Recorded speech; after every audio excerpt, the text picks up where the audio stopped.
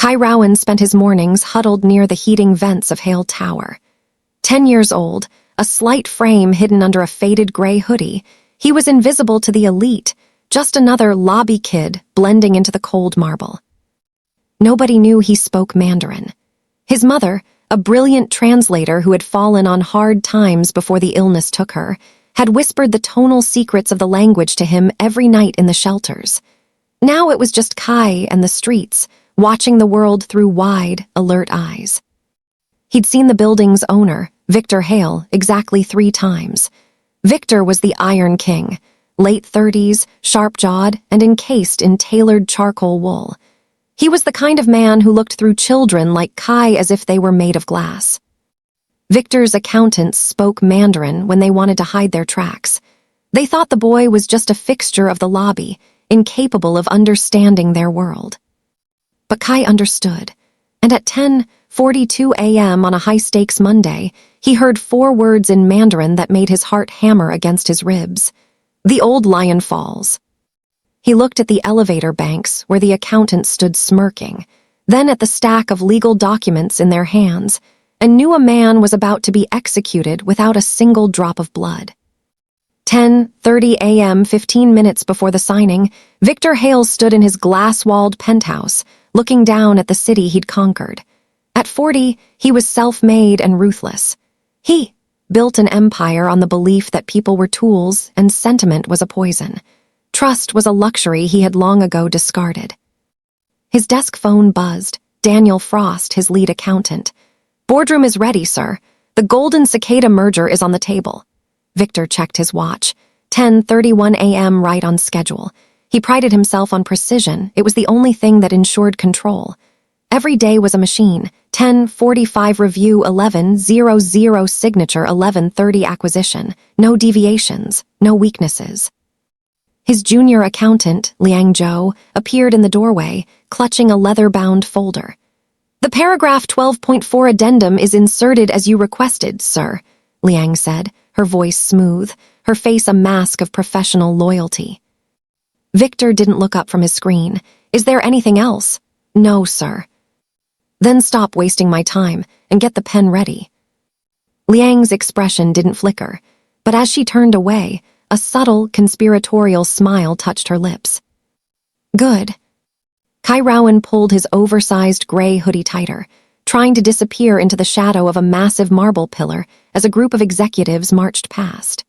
To them, the lobby of Hale Tower was a cathedral of commerce, a place of glass and steel where destiny was shaped by the second. To Kai, it was simply the only place in the city where the air was consistently warm, and the security guards were too busy checking badges to notice a small boy with a worn-out backpack. He sat on the floor, his slight frame undernourished and overlooked, watching the polished shoes of the powerful strike the floor with rhythmic precision. He was a ghost in their machine, a piece of living furniture that the billionaires walked around without ever truly seeing. High above the lobby, Victor Hale stood at the floor-to-ceiling windows of his penthouse office, looking down at the city like a grandmaster surveying a chessboard.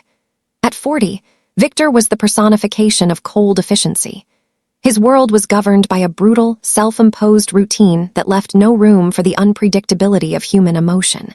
He didn't believe in the warmth of a home or the comfort of a friend. He believed in the calculated risk and the zero-sum game. To Victor, the thousands of people who worked for him were not individuals with stories, but tools, assets to be utilized or liabilities to be discarded. His routine was a masterpiece of control. 10:30 a.m. was for the final review of the morning's acquisitions. 10:45 a.m. was for the briefing with his accountants. 11:00 a.m. was for the signature that would finalize the most ambitious merger of his career. He prided himself on the fact that he never deviated, never faltered, and never looked back. "The car is standing by for the 11:30 press conference, sir." His assistant's voice crackled through the intercom. Victor didn't reply. He simply checked the heavy gold watch on his wrist. It was 10:31 a.m. Everything was moving according to his design. He had built an empire on the corpses of his competitors by being more precise, more ruthless, and more detached than anyone else. He was the Iron King, and from his throne of glass, the world below looked small, manageable, and entirely beneath his notice, including the small boy in the lobby who was about to become the only thing standing between Victor and total ruin. Kai watched the elevator lights flicker, his alert eyes tracking the ascent of the accountants, unaware that his invisible life was about to collide violently with Victor's perfect routine. At 10:40 a.m., the lobby's revolving doors spun with a rhythmic hiss, ushering in the two people who held Victor Hale's life in their leather briefcases. Liang Zhou and Daniel Frost moved with the practiced ease of those who own the air they breathed. They strode past the security desk with a brief, dismissive nod, their heels clicking against the marble like a metronome. They didn't see the small shadow huddled by the pillar, but Kai saw them. He stayed perfectly still, his breath shallow, his backpack clutched to his chest like a shield. The two accountants stopped just a few feet away, waiting for the gold-trimmed executive elevator. The lobby was bustling, the air filled with the low hum of distant conversations and the fountain's splash, providing a perfect veil of noise. Daniel leaned in close to Liang, his voice dropping to a low, conspiratorial murmur. He spoke in the sharp, fluid tones of Mandarin, a language they clearly assumed was a secure vault in this city of English and glass. "Everything is prepared," Daniel whispered, his eyes scanning the room but skipping right over Kai. "The golden cicada clause is buried in paragraph 12.4. By the time he realizes the debt is legally his, we'll be across the border with the liquidation funds." Liang let out a soft, sharp laugh that sounded like ice cracking. "The Iron King thinks he's so precise, so untouchable. He won't even read the addendum. He's too arrogant to believe his own people would dare to bleed him dry. He'll sign the papers, and by noon, the great Victor Hale will be nothing but a memory." Kai's heart hammered against his ribs so hard it hurt. He understood every word. He remembered his mother's voice, the way she had taught him that Mandarin was a language of poetry and honor, but here it was being used as a poison. He looked at the elevator lights as they descended. "The lion is blind," Liang added, her smirk widening. "He has no idea he's walking into his own cage." The elevator dings, a chime of finality. As the accountant stepped into the gold-mirrored car and the doors slid shut, Kai felt a cold dread settle in his stomach. He looked up at the ceiling, imagining the man in the penthouse, the man who had looked through him 100 times, now standing on the edge of a precipice. Kai knew he was just a kid from the streets, a ghost in a gray hoodie, but he also knew he was the only living person who could stop the pen from touching the paper. He didn't think about the security guards or the risk. He only thought about the ticking clock. He had 18 minutes to do the impossible. Kai scrambled to his feet, his heart drumming a frantic rhythm against his ribs. Every second that passed felt like a grain of sand slipping through his fingers. He rushed toward the high-gloss mahogany of the front desk, his sneakers squeaking against the pristine marble. The receptionist, a woman with perfectly coiffed hair and a gaze as sharp as a razor, didn't even look up as he approached. "Please," Kai gasped, his voice thin and desperate. "The accountants, the people who just went up, you have to stop them. They're planning to steal from Mr. Hale. They're using a golden cicada trap." The woman finally looked up, her expression shifting from boredom to immediate disdain. She didn't see a witness, she saw a smudge on her perfect lobby. "This isn't a playground, kid, and we don't take solicitations. Move along before I call security." "I'm not asking for money," Kai cried, leaning over the counter, his wide eyes pleading. "I heard them, they spoke Mandarin. They're going to make him sign papers that will ruin him. Paragraph 12.4, it's a lie." The receptionist let out a weary sigh and pressed a button beneath the desk. "Security to the front. We have a loiterer causing a scene." Before Kai could protest further, a heavy hand landed on his shoulder. It was the head of lobby security, a man whose neck was wider than Kai's waist. Without a word, he began to steer the boy toward the revolving doors. Kai struggled, twisting in the man's grip as they passed through the glass and onto the sidewalk where the CEO's black sedan sat idling like a predatory beast. "Wait, Mr. Chen," Kai shouted, recognizing Victor's personal driver standing by the rear door. "Mr. Chen, you have to listen. The accountants are lying to Mr. Hale. They're going to take everything." Chen, a man who prided himself on the same stony stoicism as his boss, glanced at the boy. He saw the dirty hoodie, the frayed backpack straps, and the desperation that looked, to his cynical eyes, like a well-rehearsed act. He adjusted his white gloves and looked straight through Kai. "Get him away from the vehicle," Chen said coldly. "Mr. Hale will be down in 10 minutes. I want the perimeter clear."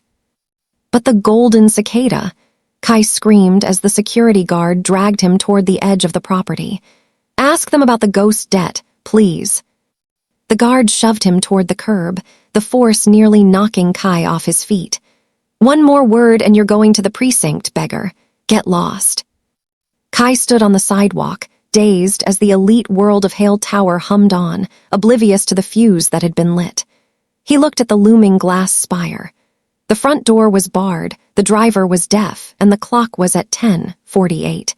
If he was going to save the man who didn't know he existed, he would have to find another way in, and he would have to do it now. 10 minutes. The number burned in Kai's mind like a neon warning sign. He looked up at the towering spire of glass, its surface reflecting the cold, indifferent sky. To the world, he was a smudge on the sidewalk, a boy whose voice held no weight against the gravity of billion-dollar contracts. But as he watched the security guard turn back toward the warmth of the lobby, Kai felt a familiar, haunting echo in his mind, the soft, melodic voice of his mother. "You are small, Kai," she had whispered during their coldest nights, her breath a ghost of warmth against his ear. "But you are fierce. The smallest pebble can change the course of a river if it's placed exactly right." He didn't run for the front doors again. Instead, he ducked into the narrow, salt-stained alleyway that hugged the side of the skyscraper. He knew this terrain. He had spent months scouting the veins of the building just to find a place to sleep. Past the overflowing dumpsters and the hiss of industrial vents, he saw it, the delivery bay. A laundry truck was idling, its rear doors hanging open like a metal maw. Kai moved with the silent agility of a shadow. He slipped past a distracted driver and lunged for the service elevator nestled deep in the concrete bowels of the loading dock. The air here smelled of detergent and exhaust, a stark contrast to the expensive cologne of the lobby. He hit the button for the penthouse, his finger trembling. For an agonizing second, nothing happened. Then, with a heavy industrial groan, the doors slid shut. The ascent was slow, torturously slow. As the floor numbers flickered on the overhead display, Kai's heart hammered a frantic rhythm. 8 minutes. 7. He looked at his reflection in the dented steel walls of the lift. He saw a boy who looked like he belonged nowhere near the heights of power, a boy in a frayed hoodie with dirt under his fingernails. But beneath the fear in his wide eyes was a hard, shimmering resolve. He wasn't just a beggar, he was a witness. The elevator shuddered as it bypassed the middle floors, the pressure building in Kai's ears. He knew that the moment those doors opened, he would be an intruder in a world that rewarded silence and punished disruption. He would be facing a man who didn't know how to listen and 2 predators who had spent months perfecting their lies. But as the chime echoed through the small space, signaling the arrival at the top floor, Kai pulled his hood back. He stood tall, his small frame tensing for the sprint. He had 2 minutes left to reach the boardroom, and he was ready to be the pebble that broke the river. The service elevator groaned to a halt, the doors sliding open to reveal a world Kai had only ever seen in movies. The penthouse lobby was a silent sanctuary of deep wood paneling, original oil paintings, and air that smelled like expensive leather and silence. Kai didn't hesitate. He burst out of the lift, his sneakers thudding against the plush carpet. "Hey, you! Stop!" A security guard stationed near the heavy oak double doors of the boardroom reacted instantly, his hand reaching for his radio. Kai didn't stop. He lowered his shoulder and veered left, darting around a glass-topped display table with the frantic agility of a creature being hunted. The guard lunged, his fingers grazing the back of Kai's hoodie, but the boy was too fast, fueled by a cocktail of adrenaline and the memory of those chilling Mandarin whispers. He dove under the guard's outstretched arms, scrambled back to his feet, and threw his entire weight against the ornate boardroom doors. The doors swung inward with a heavy thud, crashing against the interior stoppers. The scene inside was frozen in time. Around a massive mahogany table sat the city's power brokers, their faces masks of stunned confusion. At the head of the table sat Victor Hale, the gold fountain pen in his hand already angled toward the signature line of a thick legal stack. Liang Zhou and Daniel Frost stood behind him, their bodies tensed, their faces draining of color as they saw the intruder. "Mr. Hale, stop!" Kai's voice cracked, echoing off the high ceilings. Victor's brow furrowed, his jaw tightening in a flash of cold fury. He didn't see a savior, he saw a breach in his perfect, controlled environment. "Security, get this boy out of here." The guards were through the door now, their heavy footsteps shaking the floor as they closed in on Kai. But the boy ignored them. He lunged across the vast expanse of the room, his hand outstretched, his small, dirty fingers reaching for the pristine navy blue sleeve of the man who held the pen. "Don't sign it," Kai screamed, his hand finally clenching Victor's arm just as the gold nib touched the white paper. "The golden cicada, it's a trap. Paragraph 12.4 is a lie." The pen dragged across the page, leaving a jagged, ink-stained scar where a signature should have been. Victor froze, the physical contact of the boy's hand acting like a circuit breaker to his cold routine. For the first time in his life, the Iron King looked down, not through someone, but at them. He saw the desperation in Kai's wide, alert eyes, the dirt on his face, and the absolute moral certainty in his trembling frame. Behind him, Daniel Frost stepped forward, his voice a hiss of panic. "Sir, he's a street urchin. He's disturbed. Guards, take him now." The guards grabbed Kai's shoulders, yanking him backward, but the boy didn't look at them. He kept his eyes locked on Victor's. "They think you're a blind lion, Mr. Hale. They said it in Mandarin. They think you're too arrogant to read the debt." The silence that followed was deafening. Victor looked at the pen, then at the jagged line on the contract, and finally at the boy who had risked everything to touch the untouchable. He raised a single, commanding hand, and the room went still. Victor Hale's hand remained raised, a silent command that froze the security guards mid-stride. The air in the boardroom felt heavy, charged with the sudden, sharp scent of ozone and spilled ink. Victor slowly turned his head to look at Daniel Frost and Liang Zhou. His eyes, usually as cold as a winter sea, were now narrowed into twin slits of lethal calculation. "He's lying, Victor," Daniel stammered, his voice cracking like thin glass. "The boy is a vagrant. He probably picked up a few words of Mandarin from the street. It's a common tactic for sympathy. We need to finish the signing. The Beijing group is waiting for the confirmation." Victor didn't look away from the accountants, but his voice was a low, dangerous rumble directed at the boy. "You said you heard them in the lobby. You said they used a specific phrase." Kai stood his ground, though his slight frame was trembling. He looked Daniel Frost directly in the eye, and for a moment, the power dynamic of the room inverted. The invisible boy was no longer a ghost. He was a mirror reflecting a jagged truth. "Jinchan Chu Kio," Kai said. His pronunciation was flawless, the tones ringing through the silent room with a haunting, ancestral weight. "The golden cicada slews its skin. That's what you called it. You said the old lion was too arrogant to read the addendum. You said by the time he realized paragraph 12.4 carried the ghost debt of the Shenzhen construction failures, you would be across the border with the liquidation funds." The transformation in the room was instantaneous. Liang Zhou's professional mask didn't just slip, it disintegrated. The blood drained from her face so rapidly it left her looking like a wax figure, her skin turning the color of cold ash. She staggered back a step, her hand flying to her mouth to stifle a gasp. Beside her, Daniel Frost looked as if he had been physically struck. His jaw hung slack, and a bead of sweat broke from his hairline, tracing a slow, guilty path down his temple. The corporate titans at the table began to whisper, the sound like dry leaves skittering across pavement. They recognized the phrase, an ancient strategy of deception. Victor Hale slowly looked back down at the contract, his eyes finding paragraph 12.4. He didn't read it like a CEO looking for profit. He read it like a general searching for a hidden mine.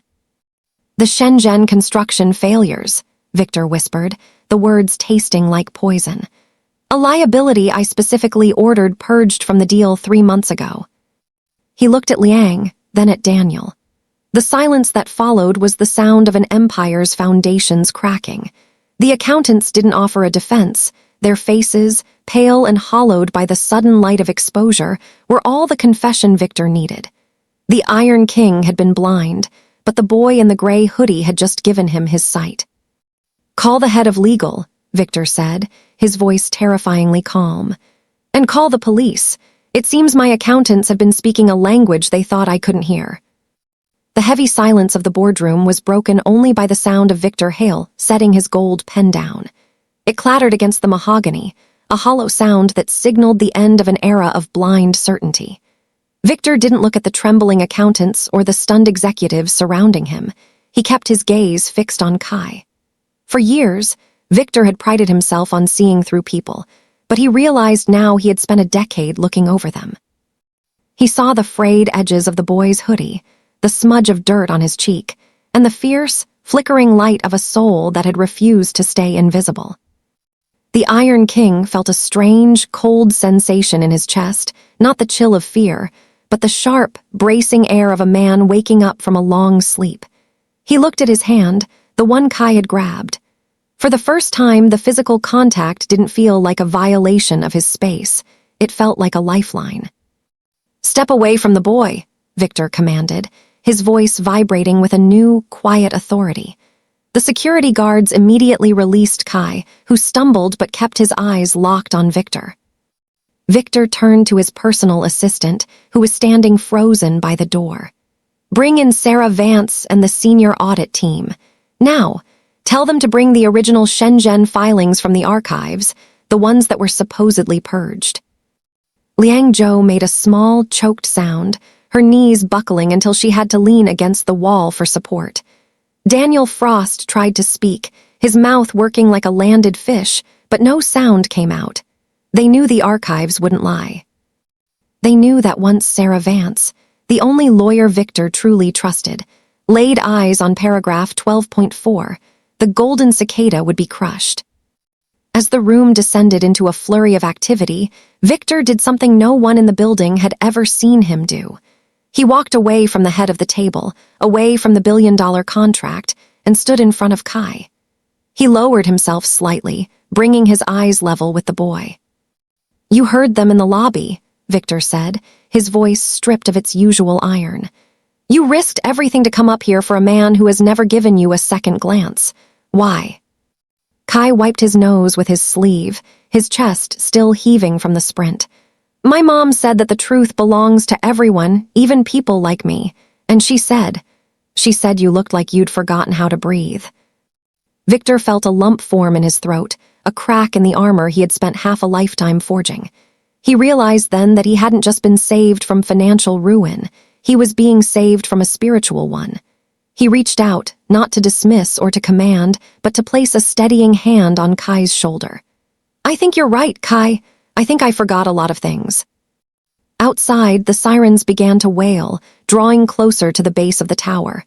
But inside the penthouse, the air had finally changed. The Iron King was melting, and for the first time in 40 years, Victor Hale breathed. The following week, the air in the city turned sharp with the first true bite of winter, but for the first time in his life, Kai didn't feel the cold. He sat on a plastic chair in the corner of the crowded municipal shelter, his backpack tucked between his feet, watching the snow flurry against the high, cracked windows. The world outside was moving on, oblivious to the fact that the Hale Empire had nearly crumbled a few days prior. To the other residents of the shelter, Kai was still just a quiet boy in a gray hoodie. But to Kai, the silence of the room felt heavy with the weight of what had happened in that glass penthouse. The heavy steel door of the shelter groaned open, letting in a swirl of frost and a man who looked like he belonged on a different planet. Victor Hale stood in the doorway, his tailored coat buttoned against the grime of the room. He didn't look through the people here this time. He looked at them, his eyes searching until they landed on the boy in the corner. Victor walked across the linoleum floor, every head in the room turning to follow the Iron King. He stopped in front of Kai and sat down on a rickety wooden chair, oblivious to the dust that clung to his expensive trousers. "The audit is finished," Victor said, his voice low and steady. "Sarah found everything.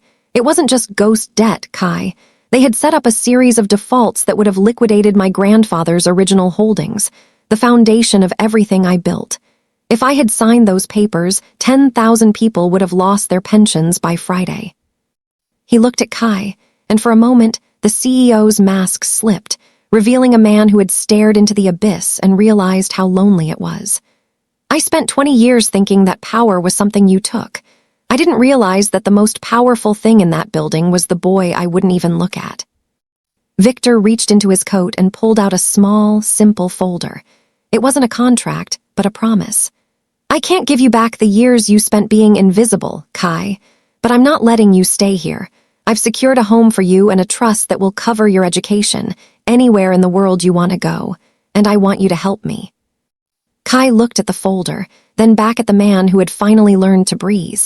Help you with what? I've spent my life building walls of glass, Victor said, a faint, genuine smile touching his lips. I need someone who knows how to look through them. I want to build a center, a place for kids who are being walked over. I want you to be the one who tells me what they need. Kai felt a warmth spread through his chest that had nothing to do with the shelter's heaters. He reached out and took the folder, his small hand steady. He was no longer a ghost in the machine. He was the boy who had spoken truth in the language of the elite, and in doing so, he had found his way home. A year later, the morning sun gleamed off the glass facade of Hale Tower, but the light felt different now, warmer, somehow less like a shield and more like a beacon. On the edge of the district where the skyscrapers began to give way to the heart of the city, a new structure stood. It wasn't built of cold marble or intimidating steel, but of warm brick and wide, welcoming windows. The bronze plaque near the entrance caught the light, simply stating, the Rowan Center. Inside, the halls hummed with a sound Victor Hale had once considered a distraction, the vibrant, messy noise of life. Children who had once been shadows on the sidewalk now sat in bright classrooms, their voices rising in a dozen different languages. Victor stood in the atrium, his tailored suit still sharp, but his posture had lost its rigid, defensive edge. He no longer checked his watch every 30 seconds. He no longer equated silence with control. Beside him stood Kai. The boy was taller now, his slight frame filled out by regular meals and the quiet confidence of a child who finally knew where he would sleep at night. He wasn't wearing a faded gray hoodie anymore. He wore a clean navy sweater, but his eyes remained the same, wide, alert, and filled with a fierce intelligence. He wasn't a ghost in the lobby. He was the heartbeat of the building. The linguistics lab is full, Kai said, looking up at Victor with a smile that reached his eyes. There are 3 kids in there learning Mandarin. They want to be translators just like my mom was. Victor placed a hand on Kai's shoulder, a gesture that had become second nature. They'll be better than translators, Kai. They'll be witnesses. They'll be the ones who make sure no one in the city is ever truly invisible again.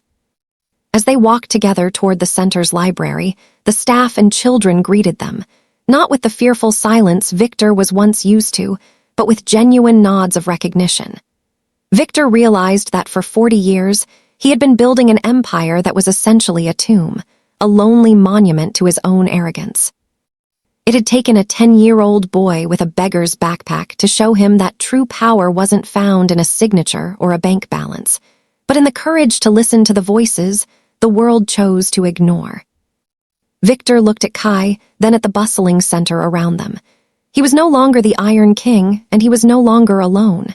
He had traded his glass throne for a seat at a wooden table, and for the first time in his life, he didn't just have an empire. He had a legacy.